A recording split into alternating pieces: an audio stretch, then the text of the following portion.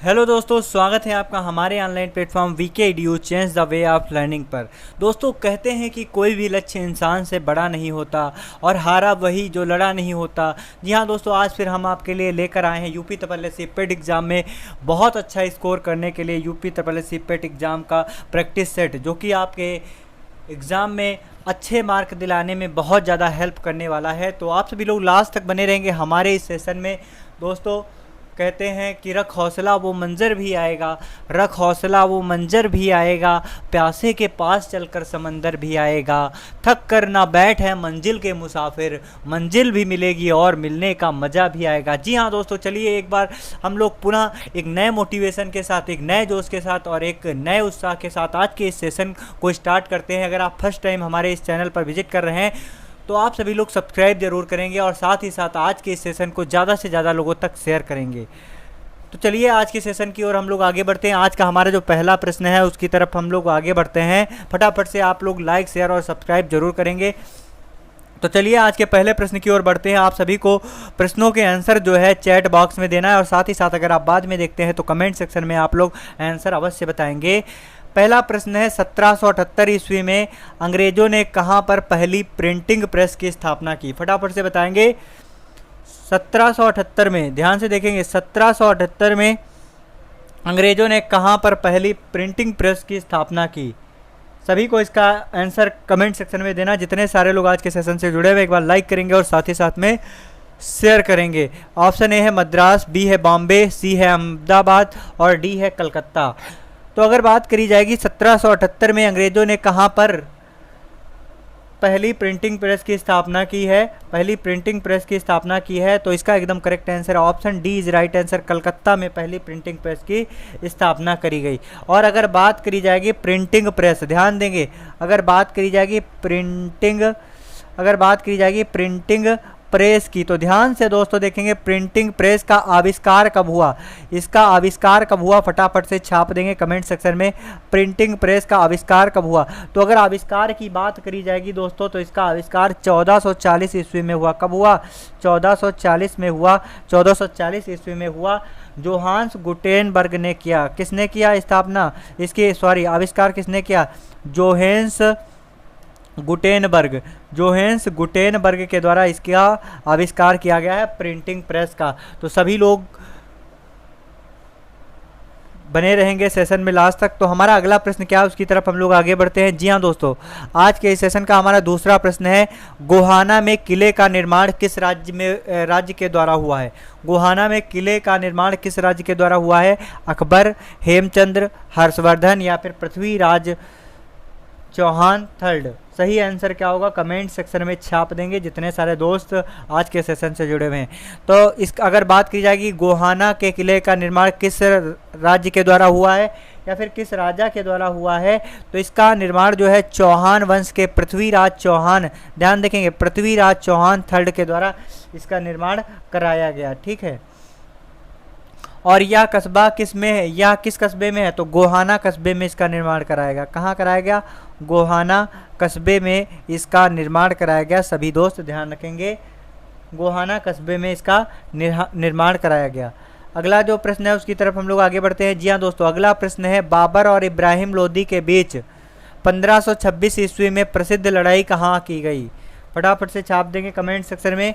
बाबर और इब्राहिम लोदी के बीच 1526 में प्रसिद्ध लड़ाई कहाँ लड़ी गई? ऑप्शन ए है पानीपत, बी है रेवाड़ी, सी है कुरुक्षेत्र और डी है इनमें से कोई नहीं। सही आंसर क्या होगा कमेंट सेक्शन में छाप देंगे। अगर बात करी जाएगी बाबर और इब्राहिम लोदी के बीच में 1526 ईस्वी में लड़ाई कहाँ लड़ी गई, तो ये जो लड़ाई है कहाँ पर लड़ी गई? पानीपत में लड़ी गई। तो ये जो है पानीपत का युद्ध जो आपने सुना होगा, बहुत ही महत्वपूर्ण है आपके एग्ज़ाम के लिए। तो पानीपत नाम का युद्ध लड़ा गया था, पानीपत नामक युद्ध लड़ा गया था जिसमें किसके किसके बीच में? मोहम्मद बाबर और इब्राहिम लोदी के बीच में हुआ था। और यह कब हुआ था? तो 1526 ईस्वी में हुआ था। ध्यान रखेंगे 1526 ईस्वी में यह युद्ध हुआ था। ठीक है, ध्यान रखेंगे। अगला जो प्रश्न है उसकी तरफ हम लोग आगे बढ़ते हैं। अगला प्रश्न है, सभी दोस्त ध्यान से देखेंगे जितने सारे लोग आज के सेशन से जुड़े हुए हैं। अगला प्रश्न है, ब्रह्म समाज के संस्थापक कौन थे? फटाफट से कमेंट सेक्शन में छाप देंगे, ब्रह्म समाज के संस्थापक कौन थे? राजा राम मोहन राय, दयानंद सरस्वती, महात्मा गांधी या फिर लोकमान्य तिलक। अगर बात करी जाएगी ब्रह्म समाज के संस्थापक कौन थे, तो ब्रह्म समाज के संस्थापक राजा राम मोहन राय थे। कौन थे? राजा राम मोहन राय थे। ऑप्शन ए आपका एकदम करेक्ट आंसर हो जाएगा। जी हाँ दोस्तों, ऑप्शन ए आपका एकदम करेक्ट आंसर हो जाएगा। और ब्रह्म समाज की स्थापना राजा राम मोहन राय ने कब की अगर पूछा जाए तो 1526 ईस्वी में की दोस्तों। 1526 ईस्वी में ब्रह्म समाज की स्थापना की। अगर बात करी जाएगी ब्रह्म समाज जो है इसका पुनर्गठन किसके द्वारा किया गया, इसका पुनर्गठन किसके द्वारा किया गया, तो इसका पुनर्गठन किसके द्वारा किया गया, तो इसका पुनर्गठन की बात करी जाएगी तो इसका पुनर्गठन देवेंद्र नाथ टैगोर के द्वारा किया गया। किसके द्वारा किया गया? देवेंद्र नाथ टैगोर के द्वारा इसका क्या किया गया, तो देवेंद्र नाथ टैगोर के द्वारा इसका पुनर्गठन किया गया। सभी दोस्त ध्यान रखेंगे। अगला जो प्रश्न है उसकी तरफ हम लोग आगे बढ़ते हैं। जी हाँ दोस्तों, अगला प्रश्न है 1526 ईस्वी में अकबर की मुगल फौजों को हराने के बाद इस राजा ने विक्रमादित्य की उपाधि धारण की। तो बताएंगे अकबर की मुगल फौजों के हराने के बाद में किस राजा ने विक्रमादित्य की उपाधि धारण की। ऑप्शन ए शेरशाह सूरी, हेमचंद, राणा प्रताप या फिर पृथ्वीराज चौहान। सही आंसर क्या होगा कमेंट सेक्शन में छाप देंगे। अगर बात करी जाएगी अकबर के मुगल फौजों को हराने के बाद में किस राजा ने विक्रमादित्य की उपाधि धारण की, तो ऑप्शन बी आपका एकदम करेक्ट आंसर हो जाएगा। ऑप्शन बी आपका एकदम करेक्ट आंसर हो जाएगा, हेमचंद की अगर बात करी जाएगी तो यह एक हिंदू शासक था और इसने जो है 1556 में अकबर को हराया था। किसको हराया था? 1556 में अकबर को हराया था। और अकबर को हराने के बाद इसने हेमचंद ने कौन सी उपाधि धारण की थी, तो विक्रमादित्य की उपाधि इसने धारण की थी। अगला जो प्रश्न है उसकी तरफ हम लोग आगे बढ़ते हैं। जी हाँ दोस्तों, अगला प्रश्न है भारत के राजनीतिक सुधारों के लिए आंदोलन शुरू करने वाले भारतीय नेता कौन थे। बताएंगे कमेंट सेक्शन में। भारत के राजनीतिक सुधारों के लिए आंदोलन शुरू करने वाले भारतीय नेता कौन थे। आपके ऑप्शन है सुब्रमण्यम अय्यर, ऑप्शन बी है राजा राम मोहन राय, सी है आनंद चारलू और डी है महात्मा गांधी। फटाफट से कमेंट सेक्शन में छाप देंगे जितने सारे दोस्त आज के सेशन से जुड़े हैं। अगर बात करी जाएगी भारत में राजनीतिक एवं समाज सुधार के लिए आंदोलन करने वाले जो नेता थे, इनका नाम क्या था? इनका नाम था राजा राम मोहन राय। ऑप्शन बी आपका एकदम करेक्ट आंसर हो जाएगा। जी हाँ दोस्तों, राजा राम मोहन राय। और ये वही राजा राम मोहन राय हैं जिन्होंने ब्रह्म समाज की स्थापना की थी। और साथ ही साथ में इन्होंने राजनीतिक एवं समाज सुधार के लिए आंदोलन किए और इसीलिए इन्हें क्या कहा जाता है, और इसीलिए इन्हें पुनर्जागरण का जनक कहा जाता है। तो पुनर्जागरण का जनक किसे कहा जाता है? बहुत बार आपके एग्जाम में पूछा गया, पुनर्जागरण का जनक किसे कहा जाता है, तो ध्यान रखेंगे पुनर्जागरण का जनक किसे कहा जाता है। तो पुनर्जागरण का जनक किसे कहा जाता है? राजा राम मोहन राय को पुनर्जागरण का जनक कहा जाता है। अगला प्रश्न क्या है हम लोग ध्यान से देखेंगे। अगला प्रश्न है किस समाज सुधारक और राजनेता को प्यार से बाबा साहेब कहा जाता है। बताएंगे किस समाज सुधारक और राजनेता को प्यार से बाबा साहब कहा जाता है? मालवीय, तिलक, अंबेडकर या फिर राजगोपालाचारी। सही आंसर क्या होगा कमेंट सेक्शन में छाप देंगे। जितने सारे दोस्त जुड़े हुए हैं एक बार लाइक और शेयर जरूर करेंगे। तो अगर बात करी जाएगी कौन सा सुधारक और राजनेता है जिसे प्यार से बाबा साहब कहा जाता है, जी हाँ दोस्तों, बाबा साहब के नाम से प्रसिद्ध है doctor Bhimrao Ambedkar. Option C आपका एकदम करेक्ट आंसर हो जाएगा। जी हाँ दोस्तों, सी आपका एकदम करेक्ट आंसर। भीमराव अंबेडकर को बाबा साहब नाम से जाना जाता था और साथ ही साथ एक समाज सुधारक होने के साथ साथ ये एक उच्च कोटि के नेता भी थे। और इन्होंने संविधान में अगर बात करी जाएगी तो इन्हें संविधान के प्रारूप समिति का अध्यक्ष भी ये थे। ये क्या थे? संविधान के निर्माण में इन्होंने बहुत ही महत्वपूर्ण भूमिका निभाई। और ये क्या थे? ये प्रारूप समिति के अध्यक्ष थे। ध्यान रखेंगे प्रारूप समिति के अध्यक्ष। तो प्रारूप समिति के अध्यक्ष कौन थे? तो प्रारूप समिति के अध्यक्ष डॉक्टर भीमराव अंबेडकर बाबा साहेब जी थे। सभी लोग ध्यान रखेंगे। और साथ ही साथ में यह देश के पहले पहले विधि मंत्री कौन थे? तो ध्यान रखेंगे भारत देश के पहले विधि मंत्री कौन थे? तो भारत देश के पहले विधि मंत्री की अगर बात करी जाएगी तो बाबा साहेब डॉक्टर भीमराव अंबेडकर जी थे। अगला जो प्रश्न है उसकी तरफ हम लोग आगे बढ़ते हैं। दोस्तों आपको अगर सेशन समझ में आ रहा है तो आप लोग एक बार लाइक और शेयर अवश्य करेंगे। जी हाँ दोस्तों, अगला जो प्रश्न है उसकी तरफ हम लोग आगे बढ़ते हैं। रास बिहारी बोस द्वारा संगठित भारतीय स्वतंत्रता लीग किस संगठन का एक अग्रदूत था? फटाफट से बताएंगे। रास बिहारी बोस द्वारा संगठित भारतीय स्वतंत्रता लीग किस संगठन का एक अग्रदूत था? ऑप्शन ए है भारतीय राष्ट्रीय कांग्रेस, ऑप्शन बी है भारतीय राष्ट्रीय फौज, सी है भारतीय कम्युनिस्ट पार्टी, ऑप्शन डी है मुस्लिम लीग। सही आंसर क्या होगा कमेंट सेक्शन में छाप देंगे। जी हाँ दोस्तों, अगर बात करी जाएगी रास बिहारी बोस की तो रास बिहारी बोस के द्वारा संगठित भारतीय स्वतंत्रता लीग किस संगठन के का एक अग्रदूत था? तो भारतीय राष्ट्रीय फौज। ध्यान रखेंगे कौन से किसका था? तो भारतीय राष्ट्रीय फौज।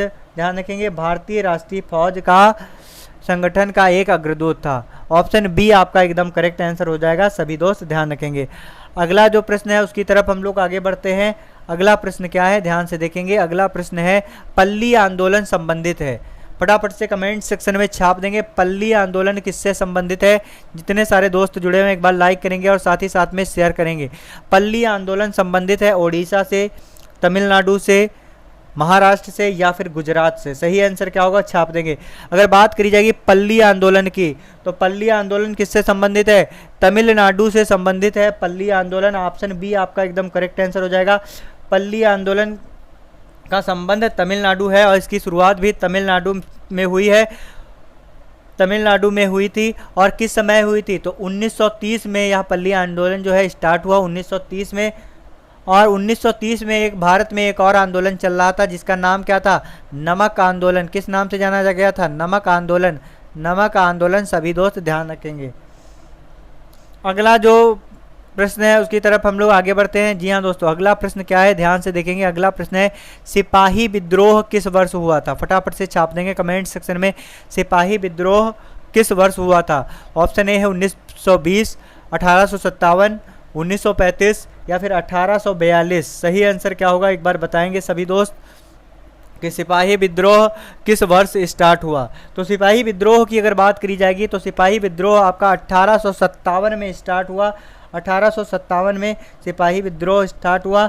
10 मई 1857 को ध्यान दें कब से स्टार्ट हुआ? तो 10 मई 1857 को। 10 मई 1857 को से आपका सिपाही विद्रोह जो है स्टार्ट हुआ। और इसमें जो है मुगल शाह बादशाह जफर को हिंदुस्तान का बादशाह घोषित किया गया था। ये पॉइंट अति महत्वपूर्ण है, ध्यान रखेंगे। अगला है काजीरंगा वन्यजीव अभ्यारण्य कहाँ अवस्थित है? बताएंगे काजीरंगा वन्यजीव अभ्यारण्य कहाँ अवस्थित है? उत्तरी सिक्किम, असम, राजस्थान या फिर पश्चिम बंगाल। सही आंसर क्या होगा कमेंट सेक्शन में छाप देंगे। अगर बात करी जाएगी काजीरंगा वन्यजीव अभ्यारण्य की तो काजीरंगा वन्यजीव अभ्यारण्य कहाँ पर है? तो काजीरंगा वन्यजीव अभ्यारण्य की अगर बात करी जाएगी दोस्तों तो ये आपका असम में पड़ता है काजीरंगा वन्यजीव अभ्यारण्य। ठीक है, और इसका मतलब यह कब इसका निर्माण हुआ था? तो 1905 में हुआ था। 1905 में इसका गठन स्थापना हुई थी। ठीक है, ध्यान रखेंगे। और काजीरंगा वन्यजीव अभ्यारण्य किसके लिए प्रसिद्ध है? तो एक सींग वाले गैंडे के लिए। एक सींग वाले गैंडे के लिए यह फेमस है। एक सींग वाले गैंडे के लिए ध्यान रखेंगे। एक सींग वाले गैंडे के लिए। अगला जो प्रश्न है उसकी तरफ हम लोग आगे बढ़ते हैं। अगला प्रश्न है भारत में मैग्नीज का अग्रणी उत्पादक है। भारत में मैग्नीज का अग्रणी उत्पादक है पश्चिम बंगाल, झारखंड, उड़ीसा या फिर इनमें से कोई नहीं। अगर बात करी जाएगी मैग्नीज का अग्रणी उत्पादक कौन है? तो मैग्नीज का अग्रणी उत्पादक ओडिशा है। सभी दोस्त ध्यान रखेंगे। ऑप्शन सी आपका एकदम करेक्ट आंसर हो जाएगा। और क्योंकि ओडिशा है क्योंकि भारत में सबसे ज़्यादा जो है प्राकृतिक संसाधन की उपलब्ध और प्रचुर मात्रा ओडिशा में ही मिलती है, तो इसीलिए ओडिशा इसका एकदम करेक्ट आंसर हो जाएगा। अगला प्रश्न है रबी की फसल किस माह के अंत में बोई जाती है? फटाफट से बताएंगे रबी की फसल जो है किस माह के अंत में बोई जाती है? तो अगर बात करी जाएगी रबी की दोस्तों तो रबी की फसल जो है नवंबर माह में बोई जाती है। नवंबर माह में बोई जाती है। ध्यान रखेंगे किस माह में? नवंबर में बोई जाती है। और आपका मार्च अप्रैल में फसल की कटाई होती है। मार्च अप्रैल में फसल की कटाई होती है, सभी दोस्त ध्यान रखेंगे। और इस मौसम में कौन कौन सी फसलें हो जाती हैं, तो एक तो आपका हो गया गेहूँ, मटर, ध्यान से देखेंगे, गेहूँ हो गया, मटर हो गया, बाजरा हो गया। तो ये सारी फसलें जो है रबी की फसलों के अंतर्गत आती हैं। अगर बात करी जाएगी खरीफ का टाइम क्या है, तो खरीफ फसलें जो है जून जुलाई में बोई जाती हैं। ध्यान से सुनेंगे, खरीफ जो है जून जुलाई में बोई जाती है और ये आपकी जो है सितंबर अक्टूबर में इनकी कटाई होती है। कब कटाई होती है, सितंबर अक्टूबर में इनकी कटाई होती है, सभी दोस्त ध्यान रखेंगे। अगर बात करी जाएगी जायद की फसलें, तो जायद की फसलें अगर बात करी जाएगी तो ये मार्च माह में बोई जाती हैं और आपके जून जुलाई के समय में काट ली जाती हैं, कटाई होती है। और ये जो है इनके इसमें कौन सी फसलें होती हैं, तो आपका जैसे हो गया कद्दू हो गया, ककड़ी, खीरा, करेला, लौकी, ये सब फसलें जो हैं इसमें होती हैं आपकी जायद में, ध्यान रखेंगे।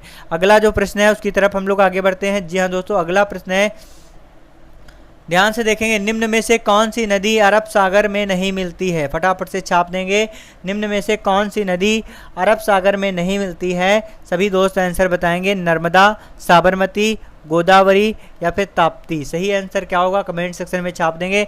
तो अगर बात करी जा रही है कौन सी नदी अरब सागर में नहीं मिलती है, तो इसका सही आंसर है गोदावरी। ऑप्शन सी आपका एकदम करेक्ट आंसर हो जाएगा। जी हाँ दोस्तों, गोदावरी, गोदावरी आपका एकदम करेक्ट आंसर हो जाएगा। गोदावरी इसको क्या कहते हैं, भारत की वयोवृद्ध गंगा। तो वयोवृद्ध गंगा के नाम से कौन सी नदी जानी जाती है, तो वयोवृद्ध गंगा के नाम से गोदावरी नदी जानी जाती है। अगला प्रश्न क्या है, ध्यान से देखेंगे। अगला प्रश्न है, भारत की मुख्य भूमि का दक्षिणतम अक्षांश क्या है, 37 डिग्री 8 नॉर्थ अक्षांश में, या फिर 8 डिग्री 6 मिनट साउथ अक्षांश, या फिर 8 डिग्री 6 मिनट साउथ अक्षांश, या फिर 8 डिग्री 4 मिनट नॉर्थ अक्षांश। सही आंसर क्या होगा कमेंट सेक्शन में छाप देंगे। तो इसका एकदम करेक्ट आंसर है 8 डिग्री 4 मिनट नॉर्थ अक्षांश, उत्तरी अक्षांश आपका एकदम करेक्ट आंसर हो जाएगा, इसे ध्यान रखेंगे। अगर बात करी जाएगी भारत की, तो भारत में जो आपका ये है 8.4 मिनट 8 डिग्री 4 मिनट आपका नॉर्थ अक्षांश जो है, तो यहाँ से लेकर 37 डिग्री 6 मिनट उत्तरी अक्षांश के बीच में आपका 68 डिग्री 7 मिनट के पूर्व देशांतर तथा 97 डिग्री 25 पूर्व देशांतर के मध्य में फैला हुआ है। ठीक है, तो भारत के दक्षिणतम छोर को क्या कहते हैं, यहाँ पर एक क्वेश्चन आपका बनता है, भारत के दक्षिणतम छोर को क्या कहते हैं, छाप देंगे कमेंट सेक्शन में। भारत के दक्षिणतम छोर को क्या कहते हैं, तो भारत के दक्षिणतम छोर को इंदिरा पॉइंट कहते हैं। क्या कहते हैं, इंदिरा पॉइंट कहते हैं, ध्यान रखें, इंदिरा पॉइंट इसे कहा जाता है। अगला जो प्रश्न है उसकी तरफ हम लोग आगे बढ़ते हैं। जी हाँ दोस्तों, सभी लोग एक बार लाइक करेंगे और साथ ही साथ में शेयर करेंगे आज के सेशन को।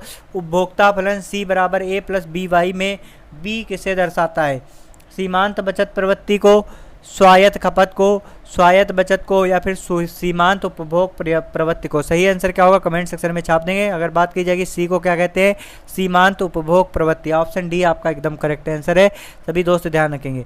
अगला प्रश्न क्या है देख लेंगे। विशेष घटक योजना SCP को वर्ष 1976 में भारत सरकार द्वारा किसके कल्याण के लिए शुरू किया गया, बताएंगे। विशेष घटक योजना SCP को वर्ष 1976 में भारत सरकार द्वारा किसके कल्याण के लिए शुरू किया गया। ऑप्शन ए है अनुसूचित जाति, ऑप्शन बी है ऑप्शन ए है अनुसूचित जनजाति, बी है अनुसूचित जाति, सी है विधवाओं के लिए, या फिर यायावरी जनजाति के लिए। तो इसका सही आंसर क्या हो जाएगा, विशेष घटक योजना SCP 1976 में किसके कल्याण के लिए शुरू किया गया, तो किसके कल्याण के लिए शुरू किया गया, अनुसूचित जाति के कल्याण के लिए शुरू किया गया। ऑप्शन बी आपका एकदम करेक्ट आंसर हो जाएगा। जी हाँ दोस्तों, अगर बात करी जाएगी SCP की, तो SCP क्या है, तो ध्यान देंगे SCP क्या है, स्पेशल कंपोनेंट प्लान। क्या है, स्पेशल कंपोनेंट प्लान को शुरू किया गया है 1976 में। कब शुरू किया गया, 1976 में। अगला जो प्रश्न है उसकी तरफ हम लोग आगे बढ़ते हैं। अगला प्रश्न है, जिस दर पर RBI वाणिज्य बैंकों से ऋण लेता है, ध्यान से सुनेंगे, जिस दर पर RBI वाणिज्य बैंकों से ऋण लेता है उसे क्या कहते हैं, रेपो रेट, नगद आरक्षित अनुपात, वैधानिक तरलता अनुपात या फिर रिवर्स रेपो रेट। सही आंसर क्या होगा कमेंट सेक्शन में छाप देंगे। अगर बात करी जाएगी जिस दर से आरबीआई बैंकों से ऋण लेता है वह क्या कहलाता है? रिवर्स रेपो रेट कहलाता है। क्या कहलाता है? रिवर्स रेपो रेट कहलाता है। और अगर बात करी जाएगी, अगर आरबीआई जो है बैंकों को ऋण प्रदान करता है, बैंकों को अगर ऋण देता है, बैंकों को जो ऋण देता है उसे क्या कहते हैं? बैंकों को ऋण देता है उसे क्या कहते हैं? रेपो रेट कहते हैं दोस्तों। क्या कहते हैं?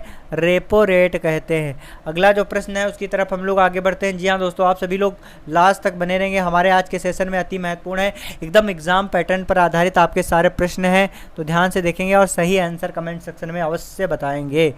अगला जो प्रश्न है ध्यान से देखेंगे, निम्नलिखित में से कौन सा मद जीएसटी से छूट प्राप्त है? तो निम्नलिखित में से कौन सा मद जीएसटी से छूट प्राप्त है? ऑप्शन ए 1 है समाचार पत्र, 2 है कुमकुम और बिंदी, 3 है प्रसंस्कृति फल और सब्जी, रेशम कीट और खादी धागा, 5 नंबर है आपका अंतरिक्ष यान। सही आंसर क्या होगा कमेंट सेक्शन में छाप देंगे। 1, 3 और 4 या फिर 1, 2, 3, 4 या फिर 1, 2, 4, 5। सही आंसर क्या होगा कमेंट सेक्शन में बताएंगे सभी दोस्त। तो अगर बात करी जाएगी ध्यान से देखेंगे, कौन से सामान या मद में जीएसटी की छूट प्राप्त करता है? तो इसका एकदम करेक्ट आंसर हो जाएगा 1, 2, 4, 5। क्या हो जाएगा? 1, 2, 4, 5 इसका एकदम करेक्ट आंसर हो जाएगा। मनरेगा के अंतर्गत कितने दिनों के लिए रोजगार उपलब्ध कराया जा रहा है? तो मनरेगा के अंतर्गत जो है 100 दिनों के लिए रोजगार प्रदान किया जा रहा है। 100 दिनों के लिए रोजगार प्रदान किया जा रहा है। अगर बात करी जाएगी मनरेगा की, तो यह योजना कब से स्टार्ट हुई? तो मनरेगा की अगर बात की जाएगी तो मनरेगा योजना जो है कब से स्टार्ट हुई, फटाफट से बताएंगे। तो 2 अक्टूबर सन 2005, 2 अक्टूबर सन 2005, 2 अक्टूबर सन 2005 दोस्तों ध्यान रखेंगे। 2 अक्टूबर सन 2005 से क्या हुआ? मनरेगा केंद्र सरकार के द्वारा इसकी शुरुआत की गई। ठीक है, ध्यान रखेंगे। अगला जो प्रश्न है उसकी तरफ हम लोग आगे बढ़ते हैं। अगला प्रश्न है, निम्नलिखित में से कौन सा कथन जो है असत्य है? बताएंगे। वर्ष 1935 का भारत सरकार अधिनियम प्रांतीय लोक सेवा आयोग की स्थापना में संबंधित है। बी वाला है वर्ष 1909 का भारतीय सरकार अधिनियम मुस्लिमों के लिए पृथक चुनाव का प्रावधान है। अगला ध्यान से देखेंगे, वर्ष 1919 में भारत सरकार अधिनियम ने देश में प्रथम बार सदनीय और पक्ष चुनाव की शुरुआत की है। अगला जो प्रश्न है, वर्ष 1947 में भारत के स्वतंत्रता अधिनियम ने कॉमनवेल्थ देशों के समूह में भारत को शामिल किया है। तो इसमें कौन सा सही होगा ऑप्शन आप लोग कमेंट सेक्शन में छाप देंगे। जितने सारे दोस्त जुड़े हुए एक बार लाइक करेंगे और साथ ही साथ में शेयर करेंगे। तो इसमें अगर बात की जाएगी सही कथन कौन है, तो ऑप्शन डी आपका एकदम करेक्ट आंसर है। वर्ष 1947 में भारत के स्वतंत्रता अधिनियम ने कॉमनवेल्थ देशों के समूह में भारत को शामिल किया था। ऑप्शन डी आपका एकदम करेक्ट आंसर है। अगला जो प्रश्न है उसकी तरफ दोस्तों आगे बढ़ते हैं। अगला प्रश्न है, शक्तिशाली केंद्र सरकार के साथ संघीय प्रणाली किस देश से ली गई है? संघीय प्रणाली किस देश से ली गई है? ऑप्शन ए है फ्रांस, बी है इंग्लैंड, सी है कनाडा, डी है यूएसए। सही आंसर क्या होगा बताएंगे। सही आंसर क्या होगा बताएंगे। शक्तिशाली केंद्र सरकार के साथ संघीय प्रणाली किस देश से ली गई है? तो अगर बात करी जाएगी संघीय प्रणाली की, तो दोस्तों संघीय प्रणाली कहाँ से ली गई है? कनाडा से ली गई है। दोस्तों ध्यान रखेंगे, कनाडा से संघीय प्रणाली ली गई है। अगला प्रश्न क्या है उसकी तरफ हम लोग आगे बढ़ते हैं, अति महत्वपूर्ण है। अगला प्रश्न है, राष्ट्रीय मानवाधिकार आयोग का अध्यक्ष होना आवश्यक है। तो अगर राष्ट्रीय मानवाधिकार का आयोग का अध्यक्ष होना है तो उसके लिए क्या होना आवश्यक है? उच्च न्यायालय का सेवानिवृत्त मुख्य न्यायाधीश, या फिर उच्च न्यायालय का सेवानिवृत्त मुख्य न्यायाधीश, या फिर उच्चतम न्यायालय का सेवानिवृत्त न्यायाधीश, या फिर उपरोक्त में से कोई नहीं। सही आंसर क्या होगा कमेंट सेक्शन में छाप देंगे। तो अगर बात करी जाएगी राष्ट्रीय मानवाधिकार आयोग का अध्यक्ष होना आवश्यक है, इसके अलावा जो आपका क्या होना आवश्यक है, तो इसमें आपका ध्यान से देखेंगे उच्चतम न्यायालय का सेवानिवृत्त मुख्य न्यायाधीश होना आवश्यक है। ऑप्शन बी आपका एकदम करेक्ट आंसर है। अगला जो प्रश्न है उसकी तरफ हम लोग आगे बढ़ते हैं। जी हाँ दोस्तों, अगला प्रश्न क्या है, निम्न में से कौन सा उपराष्ट्रपति चुनाव की सूची में शामिल नहीं है? बताएंगे। निम्नलिखित में से कौन सा उपराष्ट्रपति चुनावी सूची में शामिल नहीं है? राज्यसभा में नामित सदस्य, राज्य विधानसभा में नामित सदस्य या फिर राज्य विधानसभा में नामांकित सदस्य या फिर ऑप्शन केवल फर्स्ट ही सही है। इसमें आपका देखो ये आपके क्या हैं, ये आपके पॉइंट्स दिए हुए हैं, आपको ऑप्शन में बताना कौन सा सही है कौन सा गलत है। तो आप लोग देखेंगे एक बार पुनः हम लोग देखते हैं। उपराष्ट्रपति चुनाव सूची में शामिल नहीं, राज्यसभा के नामित सदस्य, राज्य विधानसभा के नामित सदस्य या फिर राज्य विधानसभा के नामांकित सदस्य। तो इसमें कौन सा कथन सही है बताएंगे। ऑप्शन ए है केवल 1, ऑप्शन बी है केवल 2 और ऑप्शन सी है केवल 3 और ऑप्शन डी है उपरोक्त में से कोई नहीं। ऑप्शन डी है उपरोक्त में से कोई नहीं। तो इसका एकदम करेक्ट आंसर क्या हो जाएगा, इसका एकदम करेक्ट आंसर है उपरोक्त में से कोई नहीं। ध्यान रखेंगे क्या है, उपरोक्त में से कोई नहीं। ऑप्शन डी आपका एकदम करेक्ट आंसर। अगला जो प्रश्न है उसकी तरफ दोस्तों हम लोग आगे बढ़ते हैं, अति महत्वपूर्ण है। 73वां संविधान संशोधन पंचायतों के को क्या बनाने का प्रावधान करता है। फटाफट से बताएंगे। 73वां संविधान संशोधन जो है पंचायतों को क्या बनाने का प्रावधान करता है। नंबर 1 संवैधानिक संस्थान, बी है शासी निकाय, सी है वित्तीय इकाइयाँ और डी है नियामक इकाएँ। सही आंसर क्या होगा कमेंट सेक्शन में छाप देंगे जितने दोस्त आज के सेशन से जुड़े हुए हैं। अगर बात करी जाएगी 73वें संविधान संशोधन की तो ये आपका 1992 में, कब हुआ ये आपका 1992 में आपका 73वां संविधान संशोधन हुआ 1992 में। और अगर बात करी जाएगी दोस्तों 73वें संविधान संशोधन की तो यह किस प्रकार का जो है, ध्यान से देखेंगे, या किस प्रकार का संविधान संशोधन को पंचायत बनाने का क्या प्रावधान करता है। तो क्या प्रावधान करता है, संवैधानिक संस्थान प्रावधान करता है। ऑप्शन ए आपका एकदम करेक्ट आंसर हो जाएगा। अगला प्रश्न क्या है उसकी तरफ हम लोग आगे बढ़ते हैं। मायोटिक सेल विभाजन के किस चरण में क्रोमोसोम्स एक दूसरे से पृथक हो जाते हैं। फटाफट से बताएंगे। माइकोटिक सेल विभाजन में किस चरण में क्रोमोसोम एक दूसरे से पृथक हो जाते हैं। मेटाफेज, एनाफेज, टीलोफेज या फिर प्रोफेज। सही आंसर क्या होगा छाप देंगे कमेंट सेक्शन में। अगर बात की जाएगी माइटोटिक सेल विभाजन में, मायोटिक नहीं माइटोटिक यहाँ पे होगा, माइटोटिक सेल विभाजन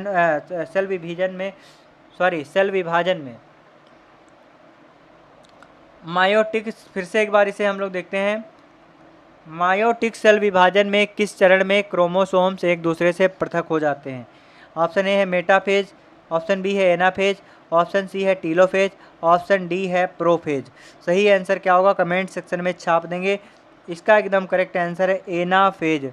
माइटोटिक सेल विभाजन में एनाफेज के लिए जो है, इसमें एनाफेज जो है क्रोमोसोम एक दूसरे से पृथक हो जाते हैं। जब आपका एनाफेज की स्टेज आती है तो क्या होता है, क्रोमोसोम एक दूसरे से अलग हो जाते हैं, पृथक हो जाते हैं। अगला जो प्रश्न है उसकी तरफ हम लोग आगे बढ़ते हैं। जी हाँ दोस्तों, अगला प्रश्न है निम्नलिखित में से कौन सा मानव वृक्क प्रत्यारोपण की अस्वीकृति रोकने के लिए प्रयुक्त है। निम्नलिखित में से कौन सा मानव वृक्क प्रत्यारोपण की अस्वीकृति को रोकने के लिए प्रयुक्त है। ऑप्शन ए है MABS मोनोक्लोनल एंटीबॉडी, बी है REN, सी है सी लैगस, डी है हाइब्रिडोमास। सही आंसर क्या होगा कमेंट सेक्शन में छाप देंगे। तो इसका एकदम करेक्ट आंसर हो जाएगा आपका MABS। क्या हो जाएगा MABS। ऑप्शन ए आपका एकदम करेक्ट आंसर है। अगला जो प्रश्न है उसकी तरफ हम लोग आगे बढ़ते हैं। अगला प्रश्न है जब वस्तु को वक्रता केंद्र के पीछे रखा जाता है तो अवतल दर्पण के कारण बनने वाली प्रतिबिंब की प्रकृति कैसी होती है बताएंगे। जब वस्तु को विक्रेता केंद्र के पीछे रखा जाता है तो अवतल दर्पण के कारण बनने वाली प्रतिबिंब की प्रकृति कैसी होती है, फटाफट से कमेंट सेक्शन में छाप देंगे। जितने सारे दोस्त जुड़े हुए एक बार लाइक करेंगे और साथ ही साथ में शेयर करेंगे आज के सेशन को। जी हाँ दोस्तों, सभी को आज के सेशन को लाइक करना है और साथ ही साथ में ज़्यादा से ज़्यादा लोगों तक शेयर करना है। तो फटाफट से बताएंगे, आप सभी दोस्त बताएंगे कि जब वस्तु वक्रता केंद्र के पीछे रखा जाता है तो अवतल दर्पण के कारण बनने वाले प्रतिबिंब की प्रकृति क्या होती है। तो इसकी प्रकृति क्या होती है, इसकी प्रकृति होती है तब जब अगर दर्पण में देखा जाता है तो इसमें कैसा दिखता है, वास्तविक और उल्टी प्रतिबिंब बनती है। ध्यान रखेंगे। अगला प्रश्न क्या है देखेंगे। अगला प्रश्न है कौन सा विद्युत घटक विद्युत परिपथ और यंत्रों को संभावित हानि से बचाता है। ऑप्शन ए है विद्युत मोटर, ऑप्शन बी है प्रतिरोधक, ऑप्शन सी है विद्युत फ्यूज और ऑप्शन डी है विद्युत तार। सही आंसर क्या होगा कमेंट सेक्शन में छाप देंगे जितने सारे दोस्त जुड़े हुए हैं। अगर बात करी जाएगी विद्युत घटक विद्युत परिपथ और यंत्रों के संभावित हानि से बचाता है, तो कौन हानि से बचाता है? विद्युत फ्यूज बचाता है। कौन बचाता है? फ्यूज बचाता है। सभी लोग ध्यान रखेंगे। अगला प्रश्न क्या है, ध्यान से देखेंगे। किसी भी इलेक्ट्रोड का इलेक्ट्रोड विभव निर्भर करता है, किस चीज़ पर निर्भर करता है? धातु की प्रकृति पर, विलयन के माप पर, विलयन की मोललता पर, या फिर ये सभी। सही आंसर क्या होगा कमेंट सेक्शन में छाप देंगे। तो किसी भी इलेक्ट्रोड का इलेक्ट्रोड विभव निर्भर करता है, तो धातु की प्रकृति पर निर्भर करता है, विलयन के ताप पर निर्भर करता है और विलयन की मोललता पर भी निर्भर करता है। तो इसलिए आपका ऑप्शन डी एकदम करेक्ट आंसर हो जाएगा।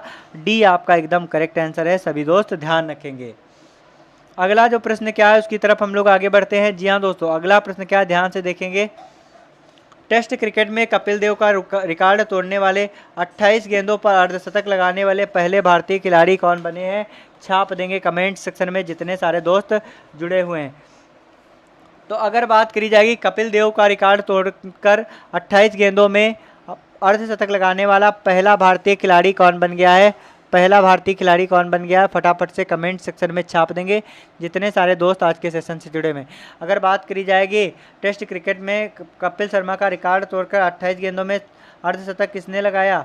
28 गेंदों में अर्धशतक किसने लगाया? तो ऋषभ पंत इसका एकदम करेक्ट आंसर है। ऑप्शन सी आपका एकदम करेक्ट आंसर। अगला क्वेश्चन क्या है देखेंगे।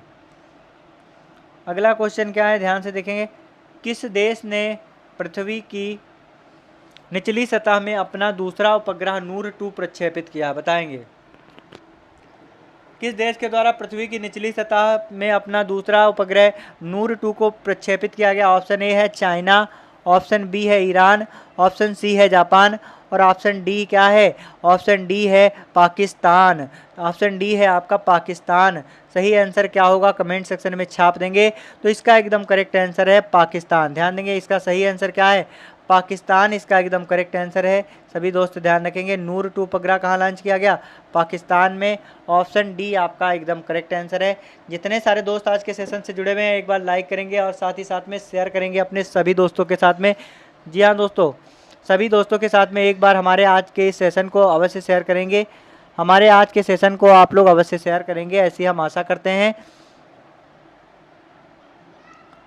तो अगर बात की जाएगी नूर 2 उपग्रह की, तो नूर 2 उपग्रह किसके द्वारा प्रक्षेपित किया गया?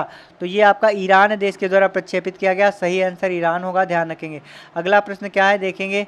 हाल ही में केंद्र सरकार ने वर्ष 2020 में निलंबित 5 वर्षीय पर्यटक वीजा को कितने देशों के नागरिकों हेतु तत्काल प्रभाव से बहाल कर दिया गया? बताएंगे। तो हाल ही में केंद्र सरकार ने वर्ष 2020 में निलंबित 5 वर्षीय पर्यटक वीजा को कितने देशों के नागरिक हेतु तत्कालिक प्रभाव से बहाल कर दिया गया है? ऑप्शन ए है 152, ऑप्शन बी है 122, ऑप्शन सी है 156 और ऑप्शन डी है 124। सही आंसर क्या होगा छाप देंगे कमेंट सेक्शन में। तो कितने देशों को इसमें कितने देश नागरिक हेतु तत्कालिक प्रभाव से पर्यटक वीजा को लेकर बहाल किया गया है? तो इसका एकदम करेक्ट आंसर है 156। ऑप्शन सी आपका एकदम करेक्ट आंसर है। सभी दोस्त ध्यान रखेंगे। अगला प्रश्न क्या है देखेंगे। कैटलिन नोवाक ने हाल ही में किस देश की पहली महिला राष्ट्रपति के रूप में चुना गया है? फटाफट से छाप देंगे। कैटलिन नोवाक को हाल ही में किस देश की पहली महिला राष्ट्रपति के रूप में चुना गया है? ऑप्शन ए है यूक्रेन, ऑप्शन बी है हंगरी, ऑप्शन सी है नॉर्वे और ऑप्शन डी है रोमानिया। ऑप्शन डी है रोमानिया। सही आंसर क्या होगा फटाफट से कमेंट सेक्शन में छाप देंगे। तो अगर बात करी जाएगी कैटलिन नोवाक की, तो इसकी एक ट्रिक है, आप लोग ध्यान से देखेंगे और मज़े से एकदम बिंदास तरीके से इसे याद कर लेंगे। तो अगर बात करी जाएगी हम लोग इसे किस तरीके से याद करेंगे, तो अगर बात करी जाएगी कैटलिन नोवाक की, तो इतना याद रखना क्या? भूखी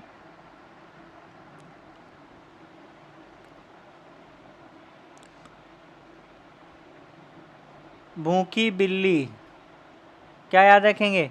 भूखी बिल्ली और बूढ़ी, भूखी बूढ़ी बिल्ली याद रखेंगे। क्या याद रखेंगे? भूखी बूढ़ी बिल्ली याद रखेंगे। फिर से एक बार हम लोग इसे लिख लेंगे। क्या याद रखेंगे? भूखी बूढ़ी बिल्ली भूखी बूढ़ी बिल्ली ये हमारी क्या है? भूखी बूढ़ी बिल्ली हमारी ट्रिक है। जी हाँ दोस्तों, भूखी बूढ़ी बिल्ली हमारी क्या है? भूखी बूढ़ी बिल्ली हमारी ट्रिक है। इस तरीके से हम किस तरीके से याद करेंगे? भूखा कोई होता है तो भूखा को इंग्लिश में क्या कहते हैं? हंगरी कहते हैं दोस्तों। क्या कहते हैं? हंगरी। और बूढ़ी से हम लोग याद कर लेंगे बूढ़ा। क्या याद कर लेंगे? बूढ़ा पेस्ट। क्या याद कर लेंगे? बूढ़ी से याद कर लेंगे बूढ़ा पेस्ट। तो हंगरी की राजधानी क्या है? हंगरी की राजधानी है बूढ़ा पेस्ट। और बिल्ली से, बिल्ली को इंग्लिश में क्या कहते हैं? कैट। कैट क्या कहते हैं? कैट। और कैट से हमारा क्या बन जाएगा? Katalin Novak. क्या बन जाएगा? Katalin Novak. अब ये आपके 3 क्वेश्चन एक ही ट्रिक से आपको याद हो गए। बताओ आपको मज़ा आया या नहीं आया? एक बार हमारे इस क्लास को शेयर कर देंगे फटाफट से तो देखेंगे। भूखी बूढ़ी बिल्ली याद कर लेंगे। भूखी से हंगरी, बूढ़ी से बूढ़ा पेस्ट, और बिल्ली को कहते हैं इंग्लिश में कैट। कैट से बनेगा कैटलिन नोवाक। तो हंगरी की राजधानी है बूडापेस्ट और वहाँ की पहली महिला राष्ट्रपति कौन बनी है? Katalin Novak. अब आप लोग नहीं भूलेंगे, फटाफट से आप लोग कमेंट सेक्शन में बताएंगे ट्रिक कैसी लगी आपको। इस तरीके के ट्रिक के वीडियो देखने के लिए लगातार हमारे चैनल से जुड़े रहें और 8 बजे प्रतिदिन लाइव क्लास से अवश्य जुड़ें। अगला जो प्रश्न है उसकी तरफ हम लोग आगे बढ़ते हैं। जी हाँ दोस्तों, अगर बात करी जाएगी दलित बंधु योजना किस राज्य सरकार का एक प्रमुख अंग है? बताएंगे। दलित बंधु योजना किस राज्य सरकार का एक प्रमुख अंग है? ऑप्शन ए है तेलंगाना, बी है पंजाब, सी है बिहार और ऑप्शन डी है उत्तर प्रदेश। सही आंसर क्या होगा कमेंट सेक्शन में छाप देंगे। तो अगर बात करी जाएगी दलित बंधु योजना की तो यह किस राज्य से संबंधित है? तेलंगाना राज्य से संबंधित है। अगर बात करी जाएगी तेलंगाना की तो तेलंगाना भारत का 29वां राज्य है। अति महत्वपूर्ण है, ध्यान रखेंगे। भारत का 29वां राज्य कौन सा है? तेलंगाना। तेलंगाना की स्थापना कब हुई? तेलंगाना की स्थापना कब हुई? कई बार एग्जाम में पूछा गया। 2 जून सन 2014 दोस्तों, 2 जून सन 2014 को तेलंगाना की स्थापना हुई। और यह किस राज्य से अलग होकर नया राज्य बना? तो आपका मध्य प्रदेश। तो मध्य प्रदेश, सॉरी आप लोग ध्यान देंगे, मध्य प्रदेश यहाँ पर नहीं होगा, यहाँ पर क्या होगा? आपका होगा आंध्र प्रदेश। आंध्र प्रदेश से अलग होकर बने। आंध्र प्रदेश से अलग होकर क्या बना है? तो आंध्र प्रदेश से अलग होकर आपका क्या बना है? आंध्र प्रदेश से अलग होकर आपका बना है तेलंगाना। तो आंध्र प्रदेश से अलग होकर बना है। अगर बात करी जाएगी इसकी राजधानी क्या है? तो तेलंगाना की राजधानी क्या है? फटाफट से छाप देंगे कमेंट सेक्शन में। तो यहाँ से इधर आ जाइए। तेलंगाना की राजधानी क्या है? हैदराबाद। क्या है? हैदराबाद है तेलंगाना की राजधानी, हैदराबाद। नाम याद रखेंगे, यहाँ पर जगह कम है इसलिए यहाँ पर लिखे दे रहे हैं। और आंध्र प्रदेश की राजधानी अगर बात करी जाएगी तो आंध्र प्रदेश की पहले राजधानी थी हैदराबाद, लेकिन अब क्या है? अब क्या है? तो अब है अमरावती। तो आंध्र प्रदेश की नवीनतम राजधानी क्या है? अमरावती है। सभी दोस्त ध्यान रखेंगे क्या है? अमरावती। अगला प्रश्न क्या है उसकी तरफ हम लोग आगे बढ़ते हैं। अगला प्रश्न है, हाल ही में किसे Laureus sportsman of the year 2022 घोषित किया गया है? तो हाल ही में किसे Laureus sportsman of the year 2022 घोषित किया गया? फटाफट से कमेंट सेक्शन में छाप देंगे। तो Laureus sportsman of the year किसे घोषित किया गया है? मैक्स वेस्टापेन को घोषित किया गया। ऑप्शन सी आपका एकदम करेक्ट आंसर है। अगला जो प्रश्न है उसकी तरफ हम लोग आगे बढ़ते हैं। अगला प्रश्न है, हाल ही में सिप्री द्वारा जारी 2021 की रिपोर्ट के अनुसार भारत को सैन्य खर्च के मामले में निम्न में से कौन सा स्थान प्राप्त हुआ है? तो सिप्री द्वारा जारी रिपोर्ट 2021 के अनुसार भारत में सैन्य खर्च के मामले में कौन सा स्थान मिला है? फटाफट से कमेंट सेक्शन में छाप देंगे। पहला, तीसरा, चौथा या फिर पांचवा। एकदम सही आंसर है आपका चौथा। चौथा स्थान आपको प्राप्त हुआ है। भारत को कौन सा स्थान प्राप्त हुआ है? चौथा स्थान। अगला प्रश्न क्या है ध्यान से देखेंगे, निम्न में से कौन नीति आयोग के नए उपाध्यक्ष के रूप में चुने गए हैं? फटाफट से कमेंट सेक्शन में छाप देंगे। नीति आयोग के नए उपाध्यक्ष के रूप में कौन चुने गए हैं? जितने सारे दोस्त आज के सेशन से जुड़े हुए एक बार लाइक करेंगे और साथ ही साथ में शेयर करेंगे अपने सभी दोस्तों के साथ में। आज के सेशन को शेयर अवश्य करेंगे। तो अगर बात करी जाएगी नीति आयोग के नए उपाध्यक्ष के रूप में कौन चुने गए? तो नीति आयोग के नए उपाध्यक्ष के रूप में सुमन बैरी चुने गए। सुमन बैरी एकदम करेक्ट आंसर है। नीति आयोग की अगर बात करी जाएगी तो 1 जनवरी सन 2015 को इसकी स्थापना हुई। और अगर बात करी जाएगी इसके अध्यक्ष कौन होते हैं? तो इसके अध्यक्ष कौन होता है? तो जो वर्तमान समय में प्रधानमंत्री होता है वही इसका अध्यक्ष होता है। प्रधानमंत्री, भारत का प्रधानमंत्री इसका अध्यक्ष होता है। अगर बात करी जाएगी नीति आयोग के सीईओ वर्तमान समय में कौन है, तो छाप देंगे कमेंट सेक्शन में सीईओ कौन है। परमेश्वरन अय्यर। परमेश्वरन, नाम याद रखेंगे, परमेश्वरन अय्यर। परमेश्वरन अय्यर इसके क्या हैं? तो परमेश्वरन इसके नए सीईओ हैं। और इसके पहले कौन थे? तो इसके पहले सीईओ थे अमिताभ कांत। अगर बात की जाएगी नीति आयोग, तो यह किसके स्थान पर आई है? योजना आयोग के स्थान पर नीति आयोग आई। योजना आयोग के स्थान पर आई नीति आयोग। और नीति आयोग किस पर आधारित आयोग है? तो नीति आयोग जो है थिंक टैंक नीति पर यह कार्य करता है। थिंक टैंक नीति पर यह कार्य करता है। और इसमें जो है सारा जो है, जो इसमें जो कार्य किए जाते हैं तो जनता को ध्यान में रखकर उसकी सुविधा के अनुसार कार्य किए जाते हैं। अगला जो प्रश्न है उसकी तरफ हम लोग आगे बढ़ते हैं। जी हाँ दोस्तों, अगला प्रश्न क्या है, ध्यान से देखेंगे। अगला प्रश्न है, हाल ही में किस शहर में रेडियो अक्ष के नाम से नेत्रहीनों के लिए भारत का पहला रेडियो चैनल लॉन्च हुआ है? छाप देंगे कमेंट सेक्शन में। एकदम अति महत्वपूर्ण प्रश्न है कि रेडियो अक्ष नेत्रहीनों के लिए भारत का पहला रेडियो चैनल लॉन्च हुआ, कहाँ पर लॉन्च हुआ है? जोधपुर, चंडीगढ़, बेंगलुरु या फिर नागपुर? सही आंसर क्या होगा बताएंगे कमेंट सेक्शन में। तो इसका एकदम करेक्ट आंसर है नागपुर। ऑप्शन डी आपका एकदम करेक्ट आंसर है। अगला प्रश्न क्या है, ध्यान देंगे। अगला प्रश्न क्या है? अगला प्रश्न है, 15 अप्रैल को किस राज्य ने अपना 75वां स्थापना दिवस मनाया? छाप देंगे कमेंट सेक्शन में। 15 अप्रैल को किस राज्य ने अपना 75वां स्थापना दिवस मनाया? 15 अप्रैल को किस राज्य ने अपना 75वां स्थापना दिवस मनाया? तो इसका एकदम करेक्ट आंसर है हिमाचल प्रदेश। हिमाचल प्रदेश ने 15 अप्रैल को अपना 75वां स्थापना दिवस इसने मनाया। हिमाचल प्रदेश की अगर बात करी जाएगी तो हिमाचल प्रदेश की राजधानी क्या है? शिमला है। शिमला है हिमाचल प्रदेश की राजधानी। और इसकी शीतकालीन राजधानी क्या है? कई बार एग्जाम में पूछा गया हिमाचल प्रदेश की शीतकालीन राजधानी क्या है? तो शीतकालीन राजधानी क्या है? धर्मशाला। धर्मशाला इसकी शीतकालीन राजधानी है। सभी दोस्त ध्यान रखेंगे। अगला जो प्रश्न है उसकी तरफ हम लोग आगे बढ़ते हैं। अगला प्रश्न, ये जो अब प्रश्न आपके आ रहे हैं ये आपके स्टैटिक जीके के प्रश्न है। अभी तक आप जो देख रहे थे 10 प्रश्न आपके करंट अफेयर से रिलेटेड प्रश्न आपने देख लिए। ये जो आपका टेस्ट है प्रैक्टिस सेट एकदम आपके यूपी तपस्या पेट एग्जाम के प्रैक्टिस सेट पर आधारित है। अति महत्वपूर्ण प्रश्नों का हमने समावेश कर रखा है इसमें। तो आप सभी लोग प्रतिदिन 8 बजे से जुड़ना बिल्कुल भी नहीं भूलेंगे।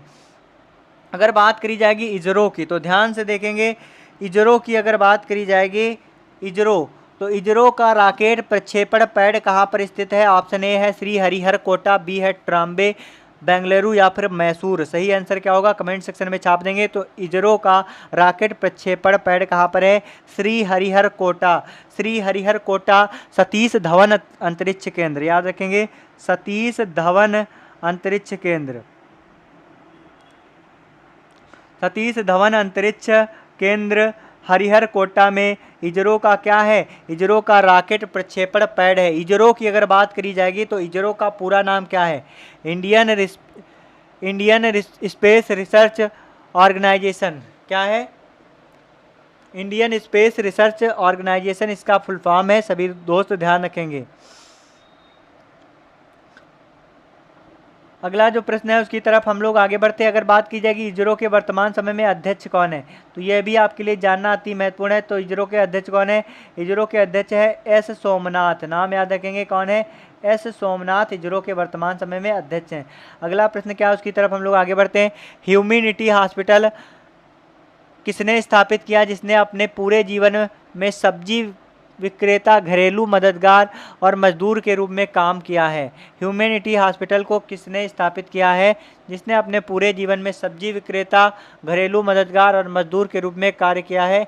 सुजया दत्ता, अनु मंडल, शीला मजूमदार या फिर सुभाषिनी मिस्त्री? सही आंसर क्या होगा कमेंट सेक्शन में छाप देंगे। तो इसका एकदम करेक्ट आंसर क्या होगा? सुभाषिनी मिस्त्री। ध्यान रखेंगे, सुभाषिनी मिस्त्री। इन्होंने ह्यूमैनिटी हॉस्पिटल को स्थापित किया है। ह्यूमैनिटी हॉस्पिटल को स्थापित किसने किया? सुभाषिनी मिस्त्री के द्वारा ह्यूमैनिटी हॉस्पिटल की स्थापना करी गई है। ध्यान रखेंगे। अगला प्रश्न क्या है, ध्यान से देखेंगे। अगला प्रश्न है, निम्नलिखित में से कौन भारत के खेलो इंडिया कार्यक्रम से संबंधित है? तो भारत के खेलो इंडिया कार्यक्रम से कौन संबंधित है? विज्ञान और तकनीकी, खेल, संगीत और साहित्य। तो खेलो इंडिया कार्यक्रम, इसमें खेलो पहले से ही आ गया, तो खेल इसका एकदम करेक्ट आंसर हो जाएगा। ऑप्शन बी एकदम करेक्ट आंसर है। खेलो इंडिया को बढ़ावा कौन दे रहा है? तो भारतीय युवा और खेल मंत्रालय के द्वारा इसे बढ़ावा दिया जा रहा है। और इसके वर्तमान समय में खेल मंत्रालय के मंत्री कौन है? खेल मंत्रालय के मंत्री कौन है? छाप देंगे कमेंट सेक्शन में। तो अनुराग ठाकुर हैं, नाम याद रखेंगे कौन है? अनुराग ठाकुर। अनुराग ठाकुर खेल मंत्रालय, युवा मंत्री कौन है? अनुराग ठाकुर हैं दोस्तों, ध्यान रखेंगे। अगला प्रश्न क्या है उसकी तरफ हम लोग आगे बढ़ते हैं। अगला प्रश्न है बास्केटबॉल खेल का आविष्कार किसने किया? बास्केटबॉल खेल का आविष्कार किसने किया है? तो G Thomson, Frank Mahan, William Chase, doctor James Naismith. Basketball खेल का आविष्कार किसने किया है? तो बास्केटबॉल खेल का आविष्कार किसके द्वारा किया गया है? तो बास्केटबॉल खेल का आविष्कार डॉक्टर जेम्स नाइस्मिथ के द्वारा किया गया है। ऑप्शन डी आपका एकदम करेक्ट आंसर हो जाएगा, doctor James Naismith. Doctor James Naismith आपका एकदम करेक्ट आंसर हो जाएगा। तो इसका आविष्कार कब किया था? 1891 में किया था दोस्तों, बास्केटबॉल खेल का आविष्कार।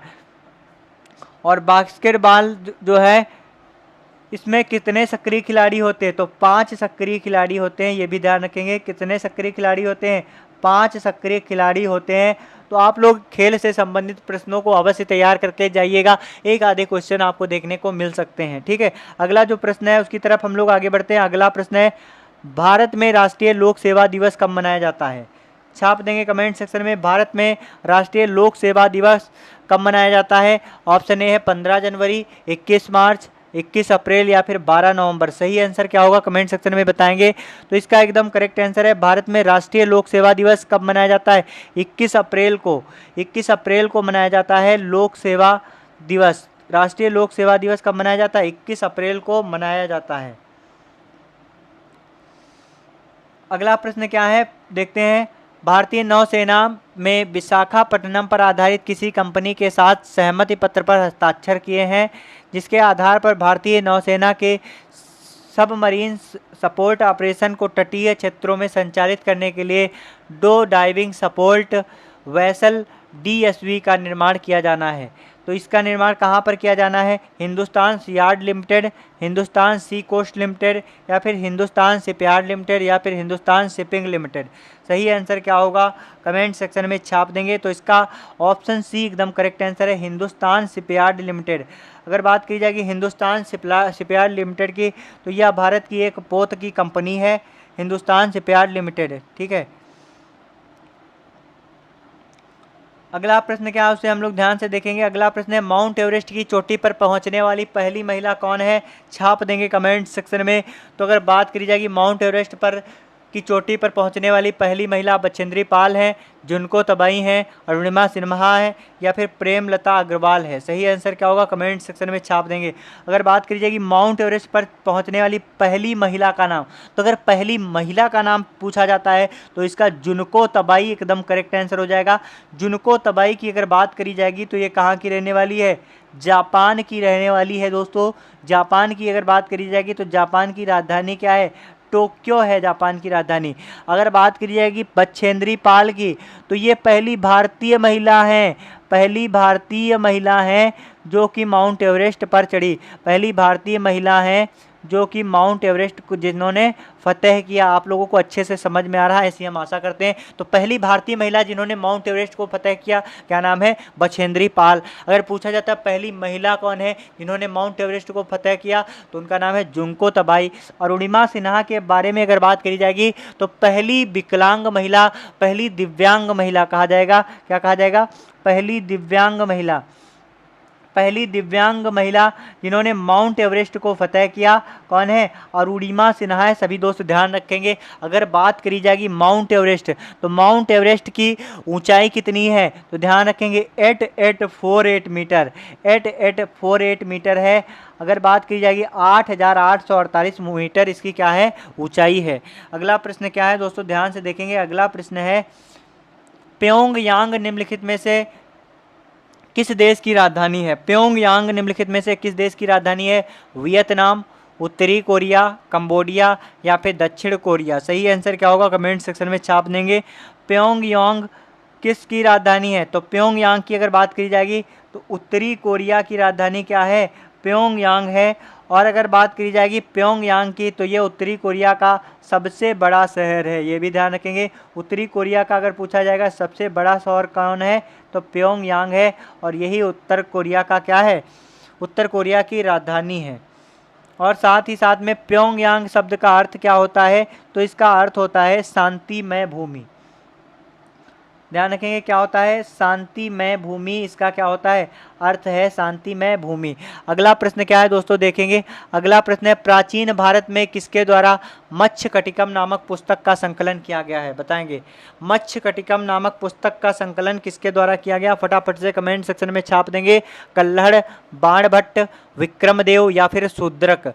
सही आंसर क्या होगा कमेंट सेक्शन में छाप देंगे। तो अगर बात करी जाएगी मत्स्यकटिकम पुस्तक की तो इसका संकलन किसके द्वारा किया गया?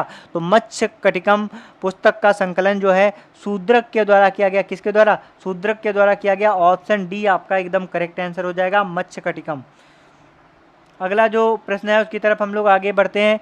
पीवीसी का पूर्ण रूप क्या है? छाप देंगे कमेंट सेक्शन में। पीवीसी का पूर्ण रूप क्या है? Polyvinyl chlorate, polyvinyl carbonate, polyvinyl chloride या फिर पॉलीविनाइल कार्बन?